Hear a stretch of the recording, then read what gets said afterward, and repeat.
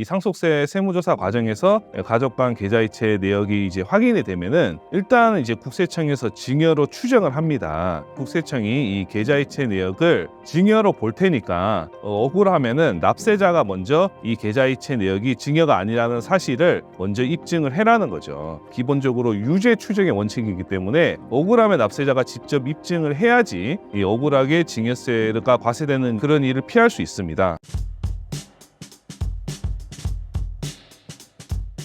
네, 안녕하세요. 유튜브 공쌤TV를 운영하고 있는 공창규 세무사라고 합니다. 반갑습니다. 부모가 자녀에게 계좌이체할 때 문제가 생기는 경우는 어떤 경우인가요? 많은 분들이 조금 착각을 하고 계시는 이 내용인데요.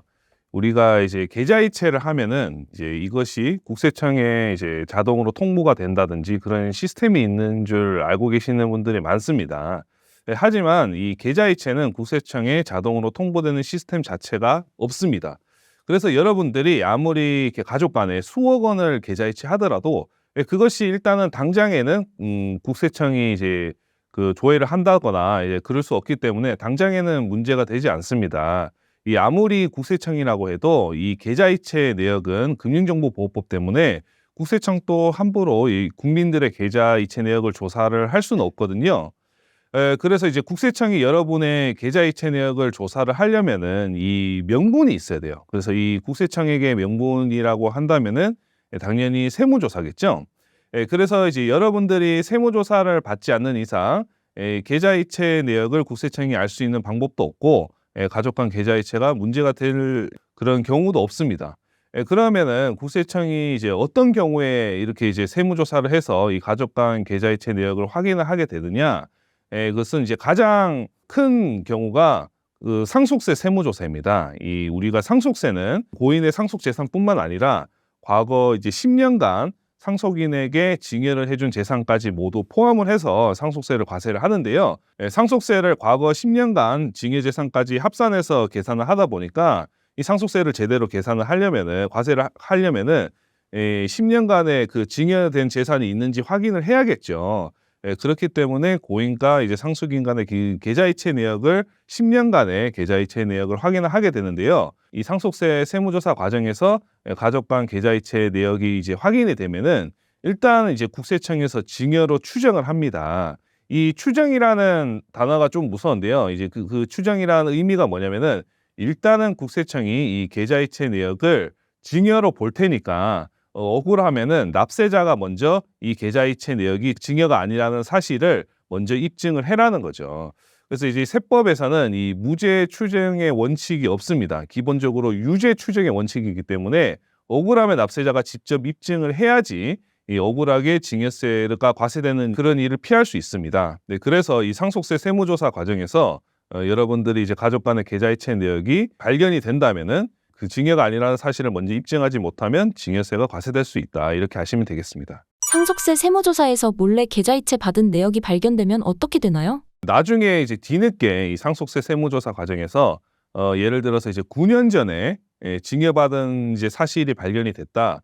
그러면 일단 당연히 이제 그 기본적으로 이제 9년 전에 받은 그 증여세는 내야겠죠. 그런데 우리가 이제 원래는 원칙적으로 9년 전에 이제 계좌이체를 받았을 때 증여세를 신고를 했어야 되지만 뒤늦게 이렇게 세무조사 과정에서 이 계좌이체 내역이 밝혀지게 되면은 이 가산세가 추가로 과세가 됩니다. 그런데 이 가산세가 상당히 많이 이제 과세가 되는데요. 일단 기본적으로 그 무신고 가산세라고 해서 본세의 20%가 추가가 되고요. 그리고 세금을 늦게 냈잖아요. 9년 전에 냈어야 될 세금을 이제 이제서야 내는 거니까 이자 성격의 가산세가 또 추가로 발생합니다. 이것을 이제 납부지연 가산세라고 하는데 이 이제 연 이자율이 무려 8%나 돼요. 그래서 이제 9년 전에 이제 늦게 난 세금 같은 경우 무려 72%의 가산세가 추가로 되는 거죠. 그렇다 보니 이 9년 전에 이 계좌이체된 사실이 국세청에 발견되다 보면은 가산세만 거의 이제 본세의 2배 가까이 해서 이렇게 추가로 세금을 더 많이 내야 되는 것입니다. 세금을 피하기 위해 안전하게 가족 간 계좌이체하는 방법은 무엇인가요? 국세청은 이 가족 간 계좌이체를 증여로 추정한다고 말씀드렸잖아요. 그래서 우리가 이 계좌이체 사실이 증여가 아니라는 것을 입증을 이제 해야 되는데 실제로 이제 정말로 이 증여가 아닌데 가족 간 계좌이체 하는 경우가 또 종종 있어요. 예를 들자면은 우리가 근로자 같은 경우는 이 신용카드 소득공제를 많이 받기 위해서 본인의 신용카드를 부모님에게 드리고 좀 내 신용카드를 좀 써달라 이렇게 이제 부탁을 드린 다음에 부모님이 쓴 신용카드 금액을 대신 이제 그 계좌이체로 정산을 받는다든지 그런 경우가 종종 있죠. 이런 경우에도 국세청은 다 증여로 일단은 추정을 하기 때문에 우리가 이것을 증여가 아님을 밝히려면은 일단 이제 첫 번째로 이 계좌이체를 할 때 이체 메모를 남기시는 겁니다. 그래서 이체 메모에 무슨 뭐 생활비 정산이라든지 이런 이체 메모를 남기시고 가족 간에 이제 카톡이라든지 문자 내용 등으로 또 이제 그런 것들도 증거 자료가 될 수 있기 때문에 이런 이제 증거 자료를 미리 좀 잘 정리를 해 두셔라. 이것이 이제 첫 번째 드리는 이제 말씀이고 이제 두 번째는 아무래도 이제 이 상속세 세무조사를 모든 전 국민이 다 이제 할 수는 없어요. 국세청 또 이제 시간과 인력이 한정이 있기 때문에 보통 이 상속세 세무조사는 기본적으로 상속재산이 한 10억 이상은 되어야 조사가 나오는데요. 그래서 따라서 여러분의 이제 부모님이 나이가 많으신데 부모님 재산이 15억 이상이면은 상속세 세무조사가 이제 받을 가능성이 높기 때문에 이런 경우는 좀 성실하게 증여 신고를 하시는 것이 좋을 겁니다. 왜 안 그러면 이제 아까처럼 증여세, 가산세가 거의 2배 정도 발생을 하기 때문에 이런 분들은 성실하게 증여 신고를 하셨으면 좋겠습니다. 과거에는 이 상속세는 이제 부자들만 내는 세금이라는 인식이 강했어요. 왜 그러냐면은 이제 지금의 이제 상속세 공제가 이제 97년부터 쭉 이어오던 건데요. 지금 현재 이제 상속세 공제가 이제 5억이죠. 5억까지는 상속세가 발생하지 않습니다. 이것이 이제 97년도에도 동일했는데 그 당시 이제 97년도에는 이 강남 음마 아파트가 2억을 할 때였죠. 그 음마 아파트 두 채를 보유하더라도 상속세를 내지 않던 시절이었습니다.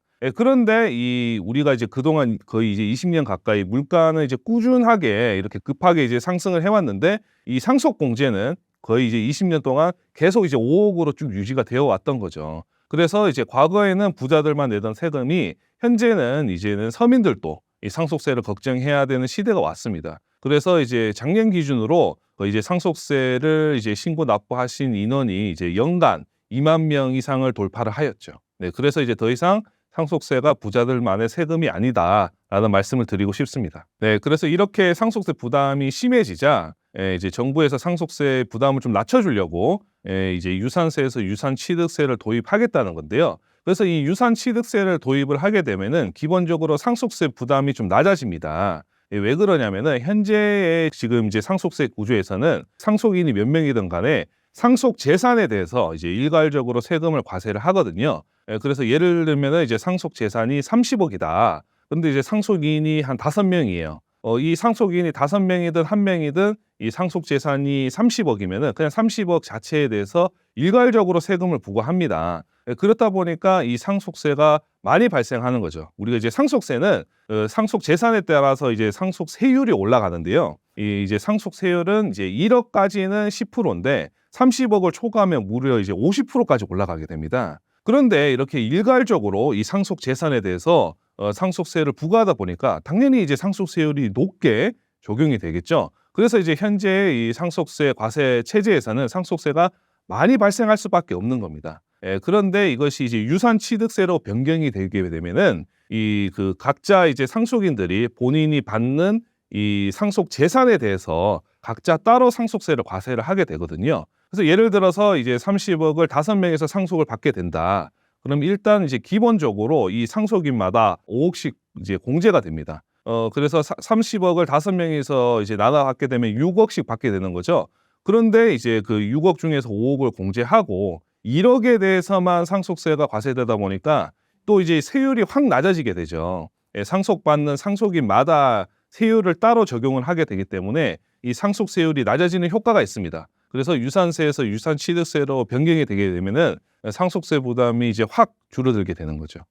그런데 이제 아쉽게도 아직은 이 유산취득세가 이제 도입이 확정이 된 것은 아니고 국회 통과가 필요합니다. 국회 다수당의 민주당의 동의가 있어야 실제로 이 유산취득세 도입이 가능한 것이고 또한 이 유산취득세 도입이 확정이 되더라도 지금 현재 이제 시행 시기는 2028년부터 도입될 것이라고 정부에서 발표하였습니다. 상속세를 절세하려면 미리 준비해야 하는 것은 무엇인가요? 상속세 같은 경우는 최대한 빨리 준비를 하셔야 절세를 많이 하실 수 있습니다. 아까 말씀드렸다시피 이 상속세란 상속인의 사전증여재산, 10년간의 사전증여재산을 합산해서 이 상속세를 과세를 하기 때문에 일단은 이제 상속세를 절세할 수 있는 가장 좋은 방법은 이 사전증여거든요.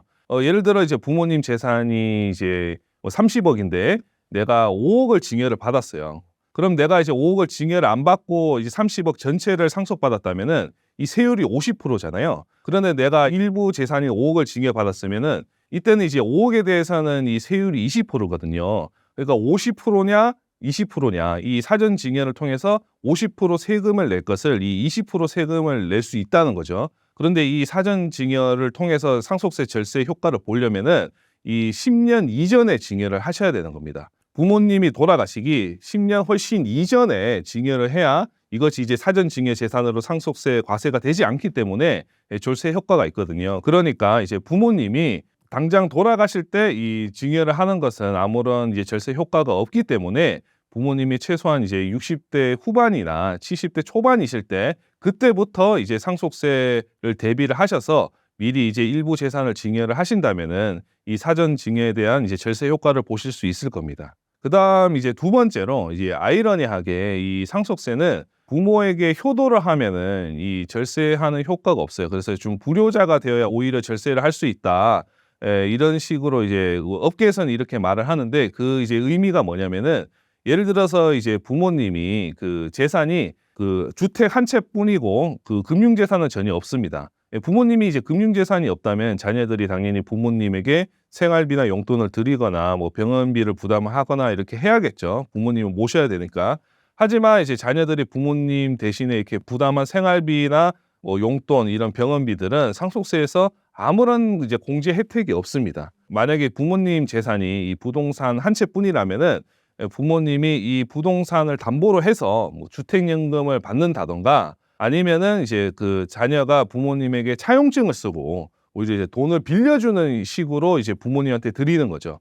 이렇게 이제 차용증을 쓰거나 아니면은 부모님이 그 주택을 이제 대출을 받아서 그것을 그 자원으로 생활비를 쓰신다면은 나중에 이제 부모님이 돌아가셨을 때 이것이 이제 상속 부채가 되어서 그때는 이제 상속세 그 절세 효과가 있거든요. 하지만 내가 이제 부모님을 효도하는 마음으로 생활비나 그 병원비를 이제 대신 이렇게 지급하는 경우에는 상속 부채에 해당이 되지 않기 때문에 아무런 상속세 절세 효과가 없다. 이것을 꼭 아셨으면 좋겠습니다. 올해부터 세무조사가 대폭 확대된다는 것이 사실인가요? 최근에 이제 세수 펑크가 좀 심해진 상황입니다. 23년에 이제 56조, 그리고 24년에 거의 한 31조, 거의 이제 1년 가까이 거의 이제 90조 가까이 세수 펑크가 났는데요. 심지어 이제 올해도 트럼프 이제 관세 이슈 때문에 아무래도 이제 법인들의 이제 이익이 감소하겠죠. 법인들 이익이 감소하면 법인세도 감소할 거고. 그래서 올해도 또 이제 세수 펑크가 날 것으로 예상이 됩니다. 그래서 아무래도 이렇게 이제 재정 적자인 상태에서 세수를 확보를 하려면은 또 이제 세무조사를 어느 정도는 좀 확대를 하는 수밖에 없겠죠. 그래서 이 세수 펑크 때문에 세무조사가 좀 확대될 것이라는 그런 이야기가 좀 돌고 있습니다. 그런데 제가 여기서 한 가지 더 말씀드리고 싶은 부분은 이것뿐만이 아니라 최근에 이제 세법이 또 개정된 내용이 있어요. 이것은 이제 굉장히 좀 여러분이 아시면 좀 분노하실 수도 있고 좀 충격적인 내용인데요. 그 내용이 뭐냐면은 이 세무 공무원이 세금을 추징을 하면은 그 세금 추징액에 대해서 포상금을 지급한다는 내용입니다. 이 세무 공무원에게 포상금을 지급한다는 것은 과거에는 전혀 없던 내용이었거든요. 그런데 이제 올해부터 새로 도입을 하게 되는 내용인데 세무 공무원이 응당해야 될 일이지만은 이 세금 추징을 이제 잘 한다면은 세금 추징액의 이제 10%를 그 연간 포상금을 2천만 원 한도로 지급을 하겠다는 내용입니다. 이것은 이 세법 개정안이 아니라 이미 이제 국세기본법을 통해서 세법이 이미 개정이 다 된 내용이고요. 그래서 저는 좀 이제 염려스러운 게 사실 이제 세무공무원 입장에서도 세금을 많이 과세를 한다고 해서 이제 본인들에게 금전적으로 이득될 거는 없었거든요. 그동안은 이제 금전적으로 이득될 것은 없었기 때문에 뭐 예를 들면 이제 어느 정도 좀 과세를 했으면은 좀 작은 좀 이제 소소한 것들은 이것은 좀 과세하지 말고 그냥 이제 넘어가자. 이런 식으로 이제 세무공무원하고 대리인 간에 어느 정도 좀 협상이나 조율이 가능했었습니다. 그런데 이렇게 좀 금전적으로 이 세무 공무원들에게 동기부여를 주게 되면은 아무래도 이 조사 과정에서 좀 이렇게 협상을 하는 것이 어렵겠죠. 이 하나부터 열까지 다 깐깐하게 다 과세를 할 가능성이 좀 높아졌습니다. 그래서 우리 세무 대리인 입장에서 이 세무조사가 앞으로 좀 어떻게 좀 변화가 될지 좀 걱정이 되는 부분들이 있습니다. 현금 입출금을 잘못하면 세무조사 나온다는 것이 사실인가요? 이 현금 입출금 같은 경우는 일정 금액 이상의 현금을 입출금하게 되면은 국세청에 이 정보들이 그 자동으로 통보되는 시스템이 있어요. 이것을 이제 고액 현금 거래 보고라고 하는데요. 왜 이런 그 시스템이 있냐면 아무래도 현금이라는 것이 꼬리표가 없죠. 자금 세탁 용도나 이제 악용하게 되는 것을 막기 위해서 이 고액 현금 거래 보고라는 제도를 이제 도입을 하였고요. 그래서 이제 하루 1,000만 원 이상의 현금을 입금을 하거나 출금을 하게 되면은 그 은행에서 그 정보들이 모두 금융정보분석원이라는 이 기관을 통해서 국세청에 이제 보고가 되도록 되어 있습니다. 국세청은 이 현금 입출금 그 현황을 통해서 연간 1만 건 이상, 그다음에 이제 2조 원 가까이 그 세금을 추징하고 있습니다. 그러니까 이제 한마디로 국세청에서 이 현금 입출금 그 자료를 통해서 굉장히 많은 세무조사를 활용을 한다는 거죠. 국세청에서는 당연히 이 현금 입출금 내역을 뭔가 탈세에 활용을 한다고 사용을 하기 때문에 여러분들이 하루에 이제 1,000만 원 이상 현금을 입금하거나 출금을 하게 돼서 그 정보가 국세청에 입수가 된다면 국세청이 이제 여러분들에게 세무조사를 할 그런 빌미를 제공을 한다는 것이죠. 그래서 많은 분들이 현금 입출금이 계좌이체보다 더 안전하다 이렇게 생각하시는데 오히려 현금 입출금이 더 위험할 수 있다 그렇게 말씀드리겠습니다. 하루 1,000만 원 미만으로 현금을 입출금하면 안전한 건가요? 제가 그래서 이제 하루 1,000만 원 이상 현금 입출금하면 위험하다고 말씀드리면은 그러면 하루에 999만 원씩 뭐 입금하면 되는 거 아니냐 이렇게 말씀하시는데 만약에 이제 하루에 999만 원씩 100일을 입금을 하게 되면 이제 거의 10억을 입금을 하게 되는 거잖아요. 그래서 이렇게 이제 입금하는 걸 또 이제 제재를 가하지 않으면 고액 현금 거래 보고가 아무런 의미가 없겠죠. 그래서 설령 이제 하루 1,000만 원 미만으로 현금을 입출금하더라도 그것이 이제 너무 잦다면은 또 이제 국세청에 통보되는 시스템이 있습니다. 이것을 이제 의심거래 보고라고 하고요. 그런데 이 의심거래 보고는 그 자동으로 통보되는 시스템은 아니고 각 은행 지점에서 자체적으로 판단을 하게 됩니다. 각 은행에서 자체적으로 판단을 하게 돼서 그 거래 내역이 의심스럽다면은 의심거래로 보고를 하게 되는데요. 그런데 이 은행 이제 지점에서 은행 이제 직원들이 만약에 이 의심거래 내역을 그 성실하게 보고를 하지 않으면은 그 금감원으로부터 징계를 받게 되어 있습니다. 그래서 또 이제 은행원 입장에서는 이 금감원에게 징계를 받으면 안 되잖아요. 그렇기 때문에 이 의심거래 보고 기준이 생각보다 좀 타이트합니다. 그래서 뭐 물론 이제 법으로 정해진 명확한 기준은 없지만 제 개인적인 입장으로는 연간으로 5,000만 원 이상의 현금을 입출을 한다면 의심거래 보고로 통보가 될 가능성이 매우 높다고 생각합니다. 또 이렇게 제가 말씀드리면은 나 그럼 얼마 전에 뭐 한 1,100만 원 현금을 입금했는데 그럼 나 이것 때문에 세무조사 받는 거 아니냐 또 이렇게 걱정하시는 분들도 있어요. 그런데 딱 한 번 뭐 1,000만 원 약간 좀 초과해서 현금을 입출금한다고 해서 뭐 무작정 또 국세청이 전부 다 세무조사를 하지는 않습니다.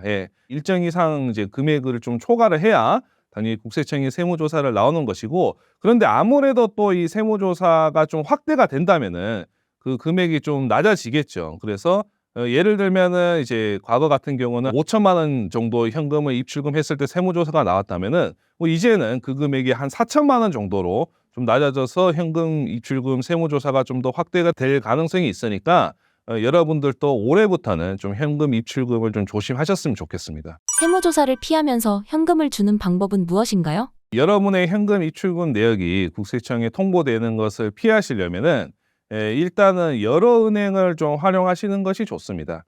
예를 들어서 이제 국민은행에 하루에 이제 900만 원을 입금하고 또 같은 날에 신한은행에 900만 원을 입금을 했어요. 그러면 나는 이제 하루에 1,000만 원 이상 현금을 이제 입금을 한 거잖아요. 하지만 이런 경우에는 국세청에 통보가 되지 않습니다. 왜 그러냐면은 이 은행끼리는 이 현금 입출금 내역을 이제 공유를 하지 않거든요. 그래서 이제 각 은행 기관별로 하루 1,000만 원 미만의 이제 입출금을 하게 되면 통보가 되지 않기 때문에 그래서 여러분들이 불가피한 상황으로 현금을 입금하거나 출금을 하셔야 될 때는 그때는 이제 여러 은행을 통해서 현금 입출금을 하셔라. 그렇게 팁으로 좀 드리고 있습니다. 현금 입출금 시 특히 주의해야 할 점은 무엇인가요? 첫 번째로 여러분들이 이제 주택을 구매하실 때입니다. 주택을 이제 구입을 이제 하고 나서 간혹 이제 한국부동산원에서 이제 등기 우편을 받으시는 경우가 있어요. 이제 이 내용이 뭐냐면 한국부동산에서 실거래 조사를 하겠다. 그래서 여러분들의 그 뭐 업다운 계약서나 이런 것이나 뭐 자금 출처 조사를 확인하기 위해서 여러 가지 자료들을 요청합니다. 이제 그 중에 한 개가 이 계좌이체 내역인데요. 계약일 2주 전부터 잔금일 2주 후까지 이 계좌이체 내역 전체를 제출을 해야 되거든요. 그래서 이 사이에 만약에 그 고액의 현금이 입금되거나 출금된 내역이 있으면은 이 계좌이체 내역을 전부 다 제출을 해야 돼서 여러분의 현금 입출금 내역을 의도치 않게 좀 발견이 되실 수가 있어요. 설령 1,000만 원 미만이더라도 한국부동산원이 알게 된다면은 뭐 당연히 그 사실이 좋지는 않겠죠. 그래서 이제 여러분들이 주택을 이제 취득하실 때 계약일 2주 전부터 잔금일 2주 후까지 이 사이 기간에는 가급적이면 현금 입출금하지 마셔라. 현금 입출금을 하게 되면은 그 한국부동산원이 이 사실이 의심이 돼서 또 이제 국세청에게 세무조사를 해보라고 이렇게 또 이제 통보를 할 수 있기 때문에 이 이제 기간만큼은 현금 입출금 주의를 하셔라. 이제 그렇게 말씀을 드리고요. 그리고 또 이제 상속세에서도 이 현금 입출금을 좀 과다하게 하면은 문제가 되는 경우가 있어요. 예를 들어 이제 부모님이 이제 그 병이 심해졌어서 오늘 내일 하십니다. 그래서 이제 자녀들이 상속세가 걱정이 돼서 부모님이 그 가진 예금을 몽땅 이제 현금으로 인출을 하는 거예요. 이렇게 되면 상속세를 회피를 할 수 있겠죠. 그래서 국세청에서 이러한 회피를 막기 위해서 추정 상속 재산이라는 제도가 있습니다. 그 상속일로부터 1년 내에 2억 이상, 그다음에 2년 내에 5억 이상 현금 출금 내역이 있다면은 이것은 상속인들이 이 현금을 가져갔다는 정황이 없더라도 국세청에서 상속인들이 가져간 것으로 추정을 하겠다. 그래서 상속세가 이제 과세가 될 수가 있습니다. 그래서 이제 부모님의 계좌에서 불분명하게 이제 과다한 현금 출금 내역이 있으면은 상속세가 과세가 될 수 있으니까 조심하셔야 되고요.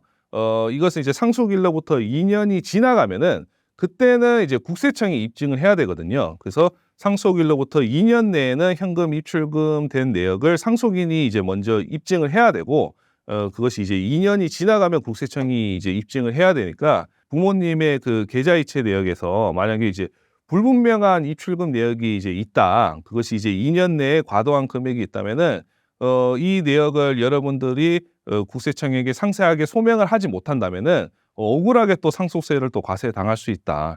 그러니까 그 부모님이 돌아가시기 전에 한 번쯤 이 부모님 계좌를 또 한번 조회를 해보시는 것도 좀 중요할 것 같습니다.